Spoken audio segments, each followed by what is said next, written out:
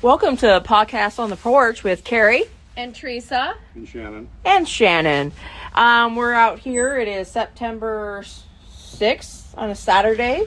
7 o'clock. 7:12-ish. 7:12-ish. It's a nice 70-ish degrees outside. Already got bit by 2 mosquitoes. You know, it is what it is. Our 4 listeners have requested another podcast. Right. About numerous topics. And, I mean, we'll apologize that somehow time has gotten away from us. Again. We'll have our crap together, I promise, Soon. by season 3. By season 3, we'll have our crap together. So, since we only have 3.5-ish months left of this year, right? Yeah. We're coming into the freezing season. Yep. All right. So we've got lots to talk about today. I don't know where we want to start. Okay, I want to start with a shout out to J&P Pound Puppies because I was visiting with them the other day. The Yellowstone Boys and Girls Ranch, they put this on Facebook as well, is partnering with J&P Pound Puppies, and they are doing a Healing Connections program where they have youth that are at risk working with our pets who are at risk and hopefully finding some good bonding and healing for both animal and human. So yay to both of those organizations for partnering and helping kids and pets. So yeah. Shannon, tell us about your walking. What are you doing? So a couple of years ago I teamed up with Stop Soldier Suicide and said if I raised $500 I would walk 50 miles in 5 days. This year I upped the ante because it's 90 miles in a month. So if I raise $900 I will walk 90 miles in 9 days. Nice. Where are you at for raising right now? I gotta look. Can we go on your Facebook and Yep. Okay, and pledge? Yep, you can go on my Facebook page.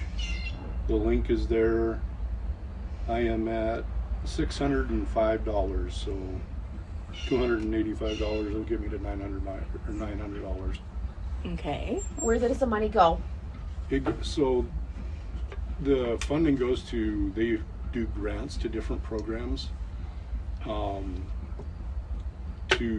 they do a lot of education on soldier suicide, well, military suicide. Right now the VA is saying that 17 veterans a day are committing suicide. There's a study done by the University of Duke and another college, and they just canvassed like a 5-state area and found out that the VA is not counting overdoses unless the veteran leaves a note.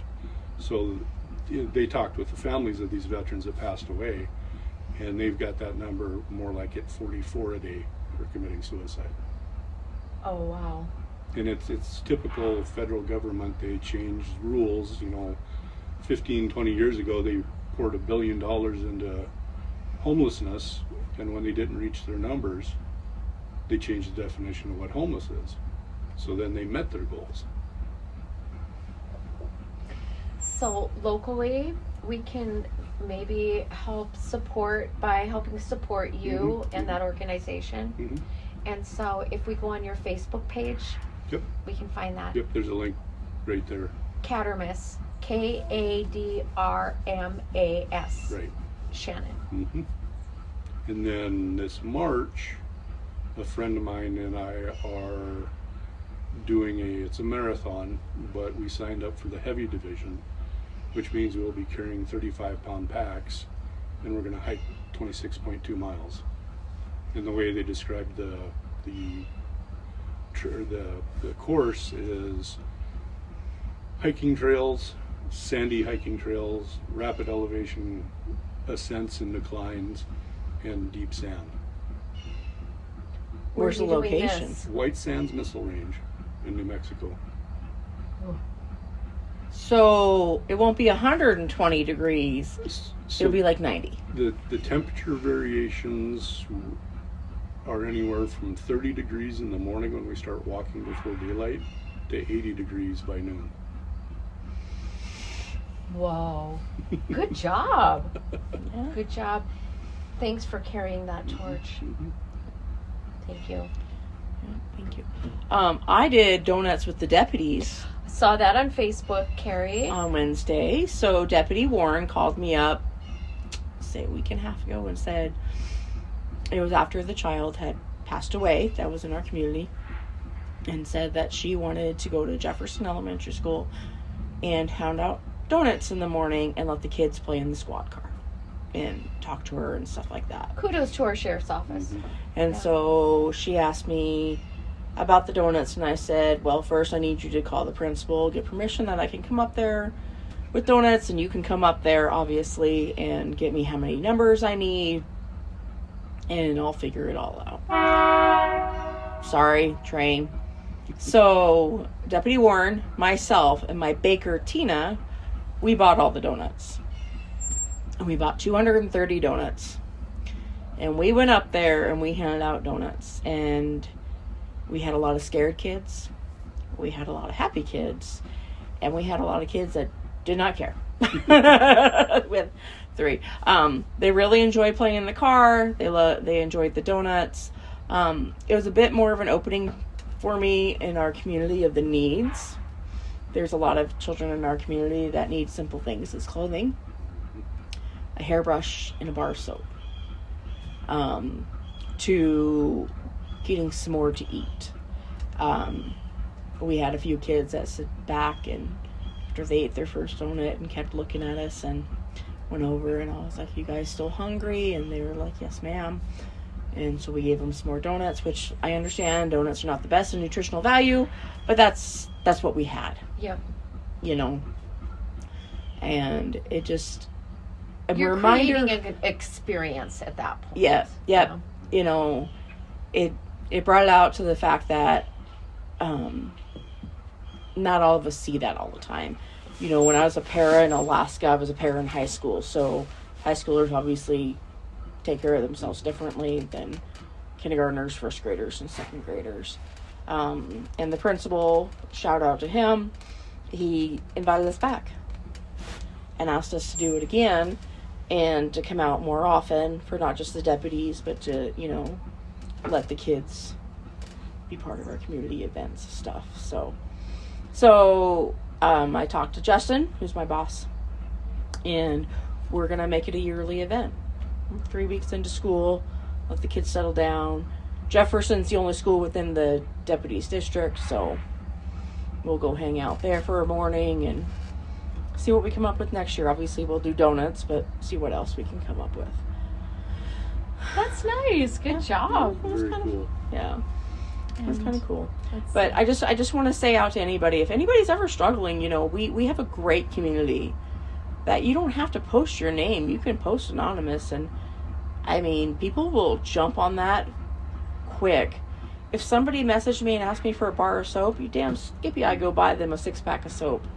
You know, I know there was a mom not too long ago that didn't have money to put her kid in pants. I saw 9 people jump on there quick and offered to take her son shopping. And I even offered. I was like, because I don't got a kid in that size anymore, you know. But we have an awesome community around here that we just have to ask. That's cool. Yeah. And So, congratulations is in order. You are going to be one of our new council women. yes, I am. January of 2026. Of course, it's going to be cold. Yes. I'll have to leave my nice warm house. And Yeah, let's Get her done. yeah. And I'm really excited to be sitting up there with Robert and, you know, Kevin, and get some stuff to look at and taken care of, and see what we can hopefully bring forth to our community with not just simple changes, but looking at bettering our community and what we can bring forth to our community. Because as you sit on the Economic Development Board, you know that there's places that are looking, you know. So pause for a second on stuff. Is the wind farm now in Prairie County? oh, That whole thing is a mess. commissioners are basically going to zone out every business if they're not careful. I wrote a letter to the editor, just basically encouraging our community to think of other ways besides zoning, because we can do development agreements, and development agreements are more flexible, can change on the dime, look at individual projects instead of an entire zoning document. Zoning documents don't normally get less restrictive. They get more restrictive. And they can I guess, be susceptible to political change. And so what might be safe with current political climate could change in 10 years. And it's very difficult to get rid of zoning once you have zoning, and especially for people that cherish their personal freedoms and their property. Do not give that personal right away that you have for your property because you are afraid of an industry. Make changes that you want for an industry or for an individual thing by doing something like a development agreement, and encouraging development agreements, but to basically beg the government to come on your property and zone it is very concerning to me, and it's out of fear that's happening. And I agree with you 100%. The other thing that they could put in place is to require a bond.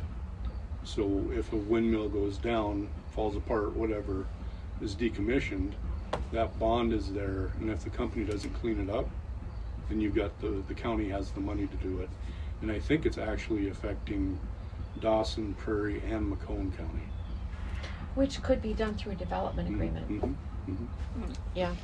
Yeah, because somebody was telling me that on the Glendive Wind page, it was saying that Prairie County is going to benefit from Glendive Wind. And I was like, I don't know. I'd have to ask somebody because I haven't really followed a lot about the wind stuff and everything. Well, and one thing that they were trying to do is they were going to put in taller towers as well.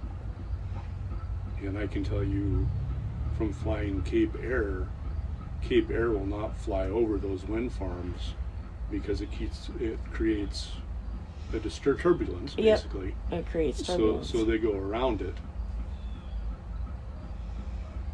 The only thing we need in eastern Montana is more cell towers. Yeah. So on other news of that has happened, Mr. Jeremy Swisher, our ex-police chief, got sentenced with a load of crap, but that's just my opinion because I feel that us as a community, we are all victims in his crime. But I wanted to let people know that they can write to the judge advocate office to have them look into the case and how that plea agreement went, especially when there's multiple people in our community themselves that have dealt with this crime. In Webo County, there was a case just 2 years ago where those gentlemen all got nailed from $20,000 to $50,000 fines and permanently lost their license, and they actually had a Montana hunting permit. So his slap on the wrist you can write to the judge advocate office. What really shocked me is when you take it any law enforcement, especially chief of police, and they're accused of tampering with witnesses, I don't see how the judge accepted that plea agreement. It just blows me away because that's very, very serious. Yeah, it is. Especially when it's tampering with other law enforcement officials to boot. Yes. Have you seen other people get accused of tampering with witnesses? Yes. And what has their sentences been? Has it been the same? Just like... No. No, they're convicted. They're convicted, yeah. I've seen them get the 10 years. Especially when it's tampering multiple times. They'll get the straight 10 years. And then what about the $20,000 and $50,000 fines you were talking about? What were those? So the max on the hunting charge is a $50,000 fine. And you've seen people get that? I have seen people get that fine. There's a rancher in Weebo that got smacked with it about 2.5 years ago. For very similar things? For allowing people, out-of-staters, to hunt on his property.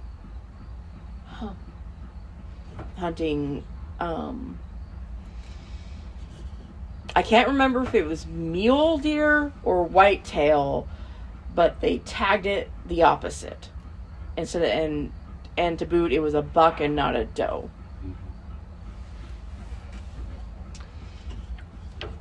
Huh.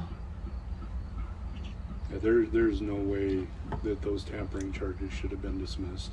Mm-hmm. Not when you've got a law enforcement officer from Louisiana who is credible and would have been and was willing to testify in court against him. It's a joke. It's a slap in the face to every hunter. It's a slap in the face to the tribes. I mean, it's a slap in the face to law enforcement.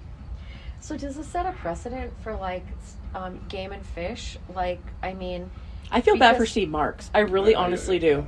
Because that man, you can tell from the reports and everything that you can read, that he busted his butt on that case. But if I don't and you guys both know more about this than me, but if you have somebody that has been able to plead out on this, that basically sets a precedent, doesn't it, for every other case similar that they could do the same thing. So technically, right?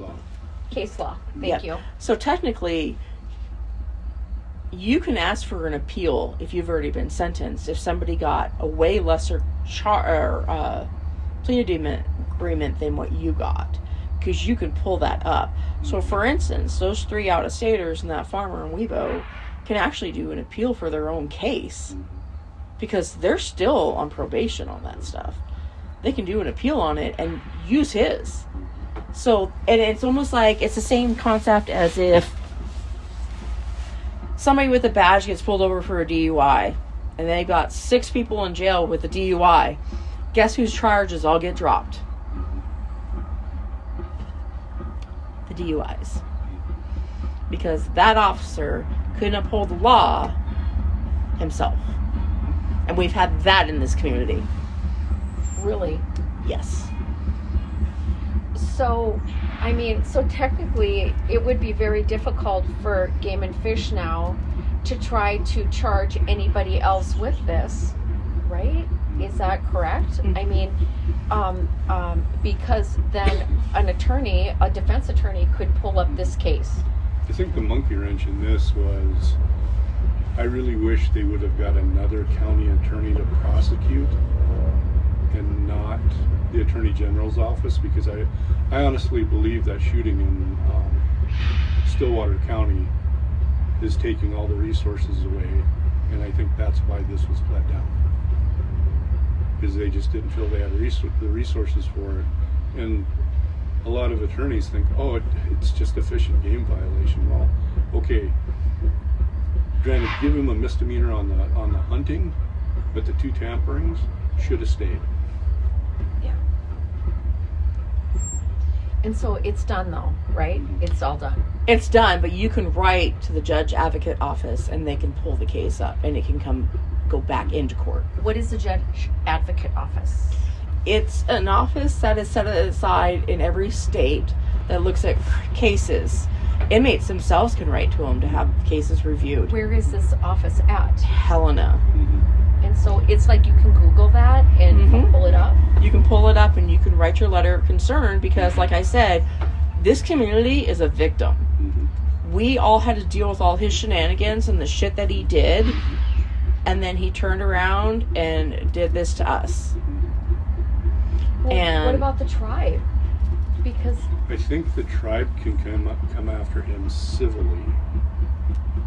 I think that I'm not sure, but they were counting on the state to prosecute it and deal with it. And but so it could only be civil because like the tribe can't criminally come after him because he's already been charged criminally, yeah, right? I think it would be double jeopardy. Okay. the only thing that somebody can come after him with is the feds, because he crossed state lines. And who's to say that the feds don't pick it up?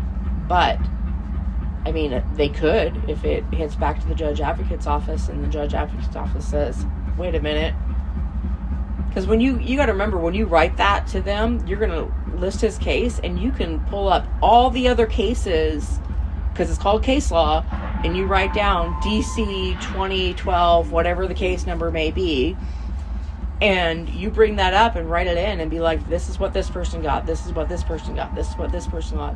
And if you want to go off of tampering with witnesses, there's a plethora of that in this state. You would be writing hundreds of pages of what people got off of tampering with witnesses. And I mean, it takes a little bit of research. It doesn't take a lot because nobody says you have to write a 50-page letter. But you could just pull up if you just went off the last 5 years, you would have enough information to write in that letter of why you feel as a victim that this perpetrator did not get what he deserves. well, another subject matter. Carrie and I made the paper again. We make the paper at this point in our lives. And I really shout out Ranger Review for not getting your shit together. I am astounded. I really am. And so, I just don't understand how you and I went together to talk about committee stuff that we've been sitting there researching forever. Shannon, so Shannon doesn't necessarily know this, but I was talking to Carrie about she wanted to go do a public comment about the committees. Mm-hmm. And because I think they were looking at They want to dissolve the personnel committee, and they wanted to bring it to FUPR. And I called Teresa up and I said, I don't think it's okay, A, to have a personnel committee anyways, and B, FUPR shouldn't have any more into its committee because the it's FUPR already committee, full. It's it already takes 3 hours to get through a FUPR committee on a normal day. Mm-hmm. And There's no rhyme or reason to add more into FUPR. And so we contacted another city.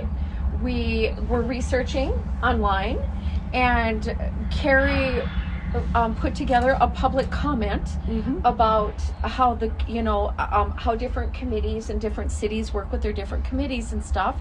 Carrie picked me up outside of my house. We went in there to listen to the budget hearing that started at 6:45, and it is common. And then, of course, that was when public comment was done by Tessa Hopper, Carrie Berman, and Mary Alice York, and it's very common for after public comment, everybody leaves. Mm-hmm. And we were visiting, and we all hit the stinking paper, and Carrie was there giving a public comment about committees. I didn't know what the hell was going on. I didn't know what Carrie Berman was doing. I didn't know what Mary Alice York was doing.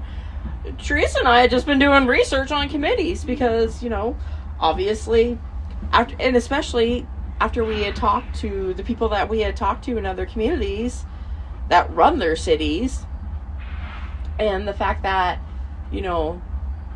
I've had beef with the whole personnel committee thing anyway, so I don't think a council should have anything to do with employees. And about how unethical voted members are to be dealing with hired employees, that should be taken out, and majority of cities that we had talked to, that was done by their clerk. Their clerk takes care of the HR if they don't have an HR person. And because obviously most clerks don't have enough to do anyways. I mean, just like I've been complaining for years that we have a clerk and an assistant, and it's a waste of money spending $6,000 a month on each one of them, that they could have some more duties on their plate. And I was just flabbergasted when that came out, and the amount of calls I had gotten, and they're like, man, you're sure stirring up some shit again. And I'm like, I had nothing to do with that. I called the Ranger Review. Nobody picked up. So I commented on that article, and I laid it all out about what I was, and if I have to type up onto their little thing of what I said, I will, because me, I write everything down that I'm going to say. And I was not happy. And then I got some other person on Facebook calling me out on some other crap about Bridge Day. And I don't know. And I didn't read the article, but I got plenty of calls about the article calling out every professional woman that left the city of Glendive. That's And another I was article. flipping. That's a different article completely. That is heartbreaking.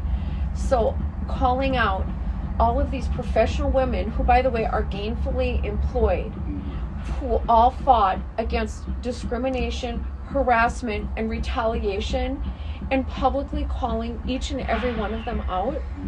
And I was elected, and so I wasn't an actual employee. I was elected, Judge Berman elected, but I am not sure what employment practice laws just got violated by calling out former employees in the newspaper, and who fought against discrimination, harassment, and retaliation. This is the most heartbreaking thing I've ever seen. I think all of them, like I said earlier, I think all of them need to band together, get an attorney, and see where it flies. Because Somebody's cooking bacon. I think they violated employer law. Yeah, and not only that, but elected officials don't have to give a 2-week notice. And So that's a mute point in that even calling her out on that shit. So, and was there something said about it being exactly to the 2 years to Yeah. the date? What kind of power does anybody think I have sitting here on the south side by the railroad tracks to be able to negotiate? Because Judge Berman said she left because she got another job.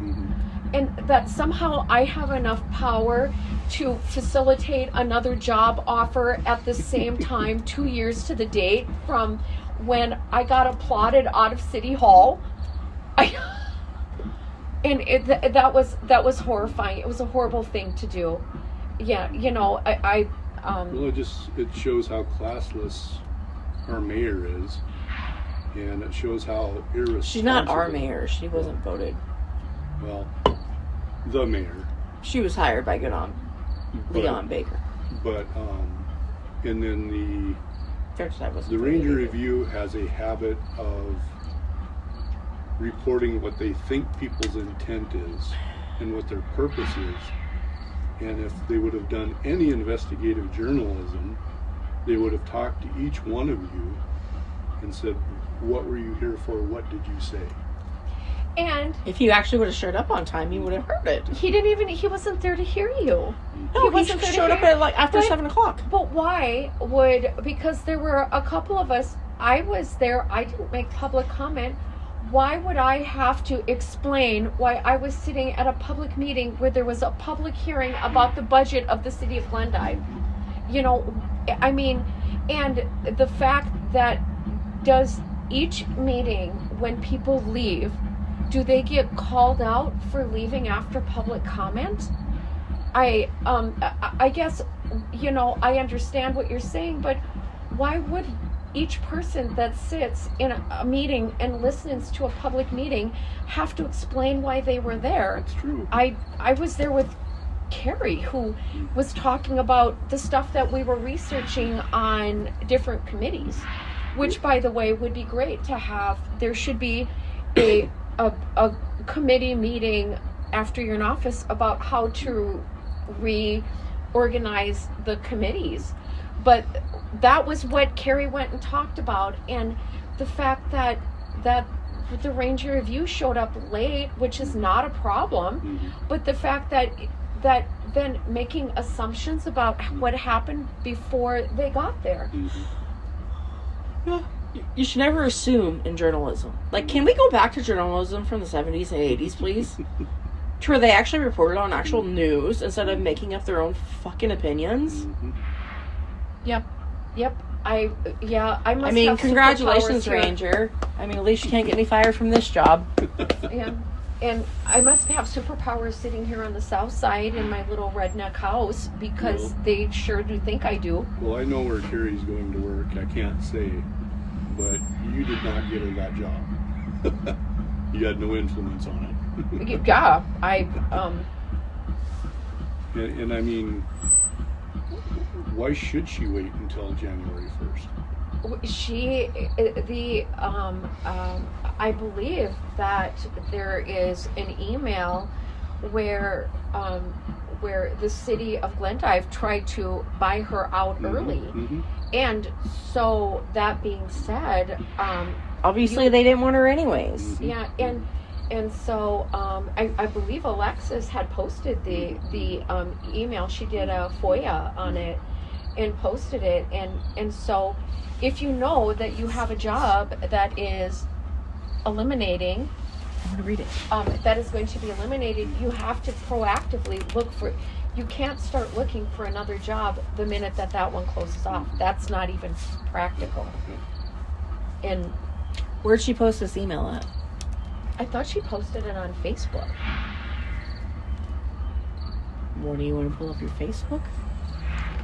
It was a while ago. It was a while ago, but we'll have to request that she repost that. But yeah, the city of Glendive was buying Judge Berman out. They wanted to buy her out and close it down early. And now they badmouth it. And then they badmouth it after they wanted to basically buy her out. And They wanted to have her out on their terms, not her terms. And That's the whole thing. Is that it's a couple months before they were closing that office, and she got another job. And I think more people, in my opinion, are waking up to what's going on with the council. But I wish people would get together and, I mean, for lack of a better, I don't mean this violently, but storm City Hall during a meeting, fill it up again, and keep doing it, and keep doing it, and keep doing it until things change. So what you're meaning is fill City Hall. Fill You City don't Hall. mean storm City Hall. Okay. I had to Like I said, clarify. Hey, non-violent. nobody wants to get pushed down the stairs again. I should not drink and do this at the same time. But I gotta take off walking. Okay, Well, you go walkie walk. Yes. Thank you. Keep Thank your walk you. up. Shannon Cattermiss's Facebook. Look for where we can support our veterans. Support the. It's called Stop Soldier Suicide. Thank you. Thanks, Shannon. Keep up the good work. Yes, I will. Ladies, right. have a good night. You too. And that wraps up Podcast on the Porch with Carrie Teresa. Shannon. and Shannon. Okay. Have a good night.